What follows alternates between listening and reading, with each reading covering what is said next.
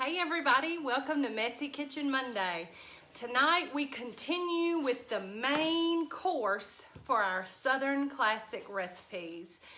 Be sure if you join us to drop a wave or tell us where you're watching from in the comments. If you have any questions, feel free to ask them. I have my lovely assistant Tanner here and she can field any questions as I go. If we can't get to you, don't worry, we'll answer your questions later after we get through cooking.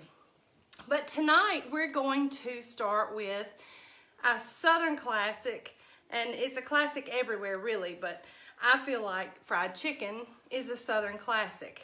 And there's all kind of ways to do this. I'm not saying that this is the best way, but for me, it's the most flavorful.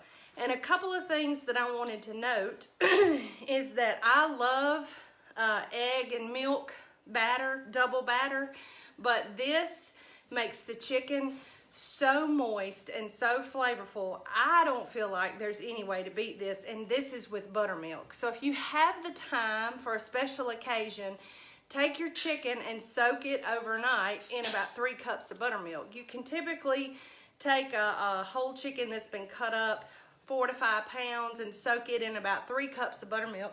And the way I like to do that is in a zip top bag. And of course, to keep it from leaking in the refrigerator, you want to set it in a dish. So we have soaked some chicken overnight in buttermilk, and we're going to show you an easy method to cook this chicken and it be possibly the best fried chicken you've ever had in a short amount of time with minimal amount of mess. So what you're going to start with, other than the buttermilk, an essential is my chicken seasoning, and you can find that recipe on my website. As a matter of fact, it'll be linked in the recipe for the fried chicken tonight, but it's real simple, and it's things that most people have in their pantry already, and you can mix it up. And I just bought this little shaker bottle, and I store it with a little piece of wax paper in the top, just like that. So when I get ready to use it, I just unscrew it, take the wax paper off, and then I can shake it on my chicken. So another essential, Quick question. frying the chicken, is this shortening. Now, I probably shouldn't show the brand name, but this shortening, you don't use much, probably about 2/3 a cup, which when it's melted is probably about 1/4 of an inch in your pan. I got a question, you said? Well, I just had a question personally. What is the wax paper for in the... This is so that if it gets knocked over, the wax paper keeps it from spilling, and it also keeps moisture from getting in there, because there's a little bit of salt in there, and it'll bind up. So you could put rice in it to keep that from happening, but you don't have to. The wax paper works fine. So I got my oil getting hot over here, so we kind of need to move along. So I'm going to move my camera. All right, now you'll see I've got like a plate here with some breaded chicken already on it. I have a bowl here with just plain flour and a little bit of salt, not much because you have that in the seasoning, and pepper, and that's just for the crispy crust to have just a little bite to it too. And I also have a strainer here. And what I first do is I take out my chicken from the bag of buttermilk and just let it drain just a little bit. Now you'll see my pan is a little messy, but that's because I've already seasoned and breaded and fried some chicken already, because, you know, I don't want to keep you on here all night. But anyway, we just let that drain, and while it drains, you can season it liberally on both sides. And this is a really good seasoning. It's smoked paprika, garlic powder, salt, cayenne pepper, and onion powder. That's all it is, and you can get the ratios on the blog. So what we do next is we take our little flour mixture and make just a well. And y'all, tongs are the best thing to keep your hands from getting all messy. Tongs and a fork or a spoon, and you just roll that around in there, trying your best not to wipe the seasoning off. That's why I like the method of just kind of rolling it around. You can put it in a bag and shake it, but that always scares me. I feel like I'm going to shake all the seasoning off So I'd rather take the time and just do it in a dish like this. And then we just put it on a plate. And I like to let it sit. And when you let it sit, you see what happens. It kind of gums up. That gumminess of the flour and the seasoning, along with the buttermilk, is what makes the crust. And it doesn't matter if you do this twice, if you run it through the flour twice, if you use the egg mixture, that gumminess is what's gonna make that good crusty seasoning. So now I'm gonna move you. And Tanner, I may need you just to come stand over here and hold this. And y'all don't look at my grease because I've already fried some chicken in it. But we're just gonna set this down in here, skin side down. And these drumsticks, they really, it doesn't matter too much because they kind of got skin all around that top.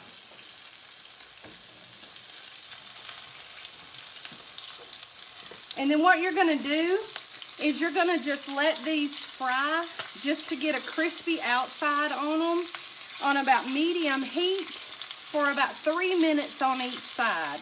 Now I know what you're saying, that's not long enough, but guys, this is the trick to this fried chicken recipe. The one thing that I have always worried about when frying chicken is if it's truly, truly done. I don't want to bite into a piece of fried chicken and get a gummy, even crust that's not done all the way through. So what I've learned to do is like this, almost just sear the chicken and get that nice golden brown crust on it.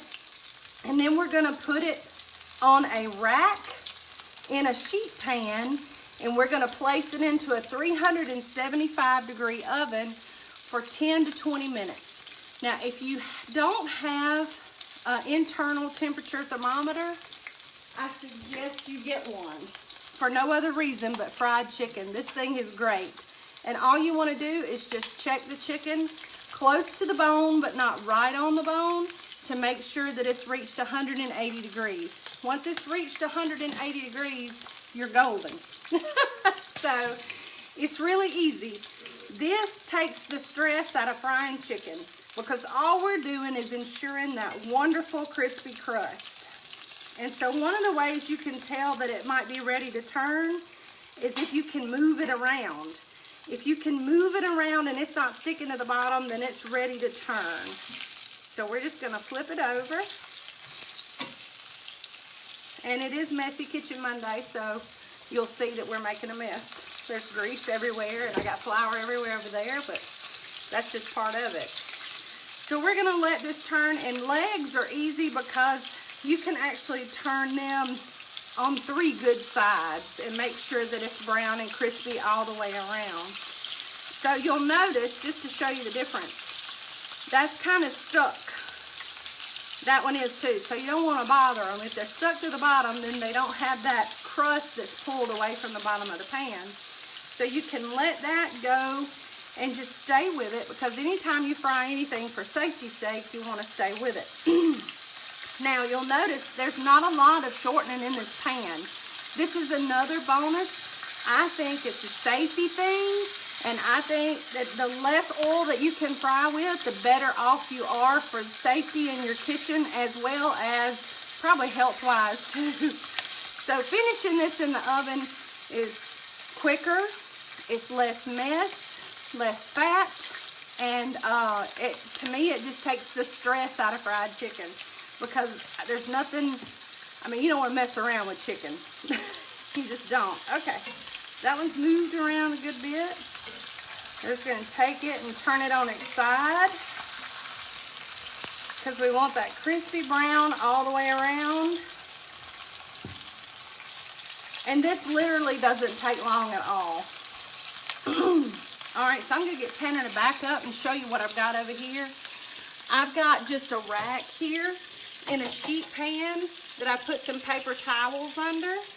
And what we do is we're gonna let this chicken drain just a little bit right here before it goes into the oven, because you wanna get as much of that oil drained off of it as you can, because you don't want your crust to be much darker than it already is. You simply want to cook the chicken on the inside when you put it into the oven. So making sure you drain it really well is really important here.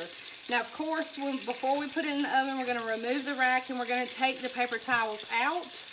And if you wanted even less mess, you could line this pan with foil. And that would save you a lot of trouble. So I'm just going to turn these guys over to their last little side.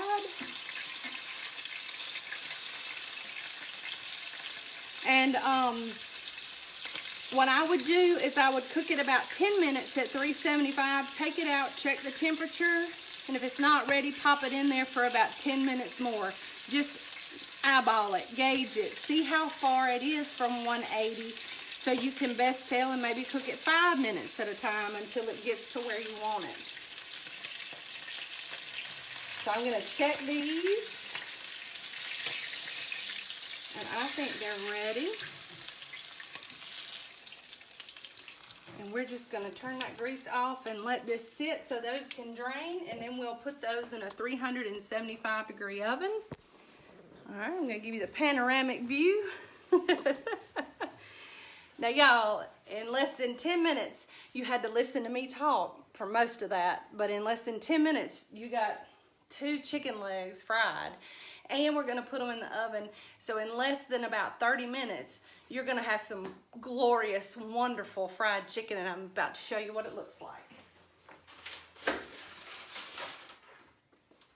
Now, you tell me, does that look any different than it would had I not pulled it right out of the fryer? And it's beautiful, and it's wonderful, and it's crispy, and more importantly, it's done. Look at that beautiful dark meat.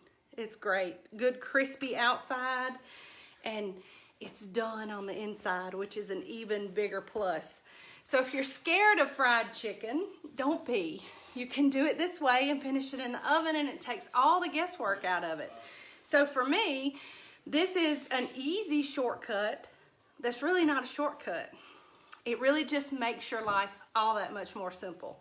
And by soaking it in the buttermilk overnight, it does something to that chicken. I don't know what it is. It gets all good down in there, and it's fabulous. So, you know, don't be afraid to fry. That's my motto for tonight's Messy Kitchen Monday. We hope you've enjoyed all the Southern Classic recipes thus far, and we're going to end it with a bang next week with dessert. Gotta have that course of dessert, especially here in the South. And we've got an easy Southern classic that no matter what part of the world you're from, you'll love it. It's so simple, and it is probably one of the most popular desserts here in the South. Just about everybody makes them, and when you eat it, you think that somebody really worked really hard on it, and I'm going to show you the secret to show you that they're not working hard at all. So be sure to be here next Monday night for our final Southern Classic with our dessert recipe. And we've got some great things planned for you for the month of April. We've been working really hard on those, and we're excited to lead into April on April 1st with kind of something that goes along with the rest of April, but it's still a Southern classic too. So we're gonna have a little Southern classic kind of inch its way into April with us, and we'll be glad to have you here with us then. So if you have any questions, just ask them in the comments, and we'll be sure and respond to you. If not, we'll see y'all next Monday night, and thank y'all from the Buttered Home to your home. We love you. Bye.